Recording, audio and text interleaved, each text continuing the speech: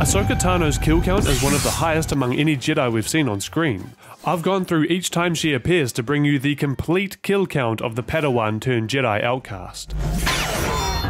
This is every on-screen canon kill of Ahsoka Tano. Real quick, let's lay down some rules before jumping in. This list contains every sentient kill that Ahsoka is responsible for on-screen in canon. This list does not include artificial intelligence like droids. It doesn't include beasts either. Think about it this way. If it would have qualified for an Imperial chain code as a citizen of the galaxy, it's on the list. I've also ruled out anything where the kill can't be confirmed, you know, those ones where you can't tell if they're knocked out or dead.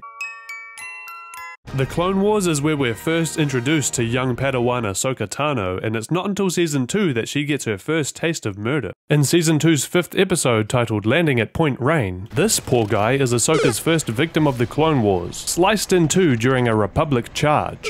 Having learned of Warlord Poggle the Lesser's plot to rebuild a separatist droid foundry on Geonosis, Ahsoka, along with her Jedi Master Anakin Skywalker, prepare to assault the heavily fortified installation. Jedi Master Luminara Unduli and her Padawan Barriss Offee reinforce the duo. The Padawans lead a daring stealth mission into the bowels of the factory, where they are ambushed by Poggle himself and flanked by a squad of Geonosian fighters. This poor guy is sliced in two as she and Barriss fight to repel the horde of insectoid soldiers. Next up is Season 3's 20th episode titled Citadel Rescue. Ahsoka is part of a rescue mission to retrieve Captain Wilhuff Tarkin and Jedi Master Evan Peel from the Citadel, a separatist prison facility under the control of ruthless Commandant Osi Sobek. Realizing he wouldn't be able to retrieve vital intel from his Republic prisoners, who are now on the loose, Sobek sought to finish the job himself by killing both Master Peel and Captain Tarkin so no one gained the information. Sobek managed to kill Master Peel and would have succeeded in wiping out Tarkin too if it weren't for Ahsoka Tano's lightsaber through the chest.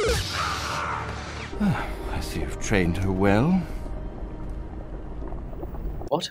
During Season 3's 21st episode, Padawan Lost, Ahsoka Tano is on a mission when she's captured by a gang of Trandoshans and dumped on the moon of Waskar, a Trandoshan hunting ground where she's the prey. Trandoshans are known for loving the thrill of the hunt, and this gang in particular have a soft spot for hunting Jedi, as Ahsoka soon meets up with several Jedi younglings who were captured years ago and have managed to survive their captor's deadly game thus far. Dar is the Trandoshan son of Garnak, leader of the hunting guild. With Dar looking to become a fully fledged member of the guild, his father earmarks Ahsoka Tano as his son's first trophy. But the boy is the first of the hunters to fall when Ahsoka knocks the inexperienced hunter from the treetop.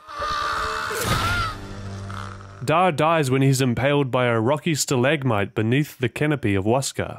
Those Jedi whelps killed my son. Following Dar's death, Garnak swears to avenge his son in the following episode titled Wookiee Hunt. During a chaotic fight and attempt to rescue more prisoners turned trophies for hunting, Ahsoka tries to get the drop on a Trandoshan pilot. She force pushes the Trandoshan named Clutch, slamming him through the windscreen of the massive transport ship, the impact likely killing him. And just in case there was any chance of survival, the ship explodes on impact when it crashes on the surface of the moon. You murdered my son, and you need to pay for what you did. Eventually, guild leader Garnak and Ahsoka go toe-to-toe, with Garnak plummeting to his death like his son at the hands of Ahsoka Tano.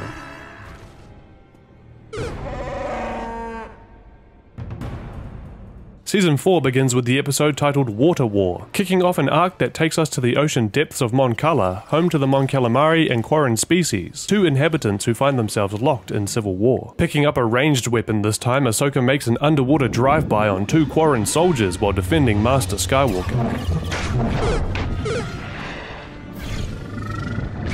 Season 4, Episode 12, titled Slaves of the Republic, is all about Zygerian slavers and missing inhabitants of Kiros. In going undercover, Anakin plays the role of slave master, with Ahsoka disguised as his property. With the gang's cover seemingly wearing thin, Anakin's disgust over the slave trade, having once been a slave himself, reaches a breaking point when the Queen orders him to whip a very special guest at the slavers' auction. Most special guest, Obi-Wan Kenobi. The gang blows their cover and attempt to escape the clutches of the Slaver Queen and Zygerian Empire, during which 2 slavers manage to play themselves when Ahsoka deflects 2 blaster bolts, killing them instantly. Just a few episodes later, during Season 4's 14th episode titled A Friend in Need, Ahsoka is back at it, furthering her body count and adding 6 Mandalorian terrorists to her list. In a strange turn of events, Ahsoka is kidnapped by one-time friend Lux Bonteri as he flees Count Dooku. Lux heads to the planet Karlak and into the arms of his protectors, the Mandalorian extremist group known as Death Watch. See? They're not the butchers you make them out to be. A few moments later. Welcome to Death Watch!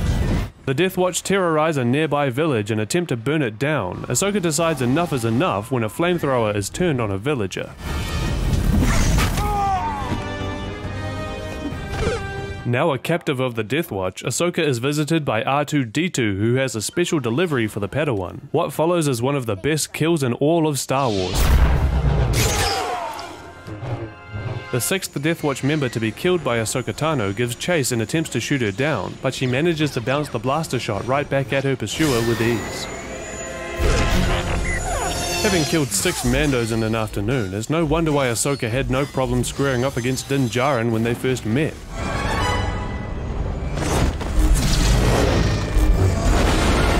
With the Clone Wars revival in 2020, we got one final season. One eternity later. It's been a while. And as far as Ahsoka's body count goes, it's a doozy. Some things never change. The 7th episode, titled Dangerous Debt, stars Ahsoka as she gets caught up with the drug-running Martez sisters, who owe a debt to the Pike Syndicate after dumping a shipment of spice. During an altercation with the Pikes on Obadiah, Ahsoka blows a hole through 3 Pike Sentinels using a security transport. Let's go, Rafa! After them, or we'll all suffer the consequences. In the following episode, titled Together Again, Ahsoka spills the beans about her past as a Jedi Padawan and commander in the Clone Wars. Once aboard their ship, the Silver Angel, the Martez sisters tell Ahsoka they could forgive her for not telling them sooner, so long as she could use the Force to bring down pursuing Pike patrol ships. Well, if you're a Jedi, I assume you're a good shot. Yes. Then shoot something! Ahsoka scores direct hits on 2 patrol ships housing 2 Pikes each, their flaming wrecks crashing into the mountains of Obadiah. This next episode is titled Old Friends Not Forgotten and sees Ahsoka team up with Mandalore and the Republic one last time. Ahsoka definitely has a thing for killing Mandos, just take a look at this killing spree, presented here in all its glory.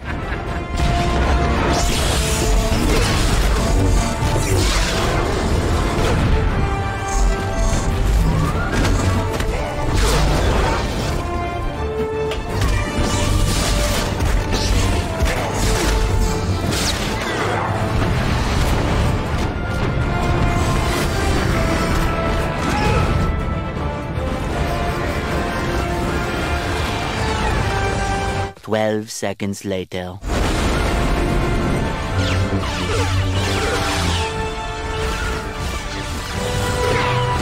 Ahsoka's renewed alliance with the clone forces would come crashing down in the final season's penultimate episode, Shattered, which tells the tragic story of Order 66 from the perspective of the star of the Clone Wars, Ahsoka Tano. Execute Order 66. Ahsoka was aboard a Republic cruiser in hyperspace when she feels a great disturbance in the Force. The clones turn on Ahsoka, marking her as a Jedi still, and as such, traitor of the Republic and up for immediate execution. During her escape from the brainwashed army on board, Ahsoka manages to wipe out 3 members of her own 332nd Battalion, who were made up of former clones of her master's 501st. Moving on now to Tales of the Jedi, and the final episode titled Resolve. Ahsoka has managed to escape execution during Order 66 and is living under the rule of the Galactic Empire. When she uses the Force to save a farmhand from being crushed, all hopes of a quiet life are shattered. May the Force be with you. Her use of the Force draws the attention of the Empire and the Jedi hunters known as the Inquisitors, who dispatch the 6th brother to smoke her out. With no choice left but to stand and defend her new home, Ahsoka faces off against the Inquisitor unarmed. Ahsoka Tano. Still, the 6th brother is no match for the former apprentice of Anakin Skywalker.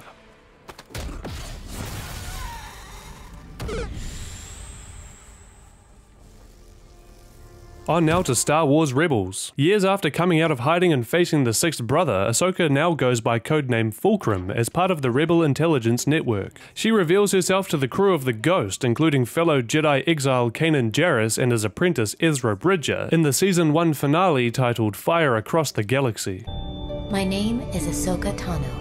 Ahsoka scores a double kill against a pair of TIE fighters when she takes control of the Ghost, allowing the crew to escape from the clutches of the Empire over Mustafar. Okay, we're nearing the end and it only gets better from here, but first I'd like to invite you to join Star Wars Sublight by subscribing to the channel to see more content like this breakdown. I'm always saying around here that we like to come out of hyperspace to explore the finer details of a galaxy far, far away. So why not subscribe if you're not already, give this vid a thumbs up, or even comment your favorite moment from this list. Maybe there's one that I've missed that you can highlight in the comments below. Fast forward again several years and we reach the Age of the Mandalorian, where Ahsoka has taken up the fight against evil in other ways. The Mandalorian's second season in chapter 13, titled The Jedi, is the first time we see Ahsoka Tano in live action. Played by Rosario Dawson, this new iteration of the by now beloved character wastes no time in pumping up her body count. It's her! Sound the alarm! On the outskirts of a stronghold which has been taken hostage by mercenaries, Ahsoka dices up 5 attacking guards.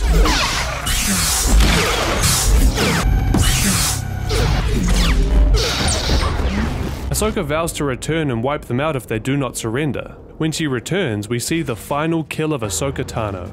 When she storms the stronghold, she must take down 4 guards with another standing by to sound the alarm. And while she manages to disarm and subdue them all, it's only the one who raised their weapon out of aggression and not defense that she cuts down.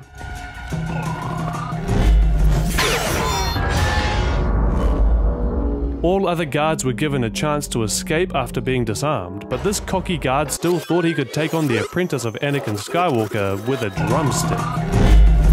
A lot of boring math later. That's it, every single time Ahsoka clearly killed her enemy. I'm pretty sure that's everyone who bit the dust by Ahsoka's hand, but in case there's someone that I've forgotten, feel free to comment below. We want the holocron to be as accurate as possible. With the Ahsoka series set to debut this year, the list is likely to grow. But now that you're up to date, you can start keeping track when the show releases on Disney Plus sometime in 2023.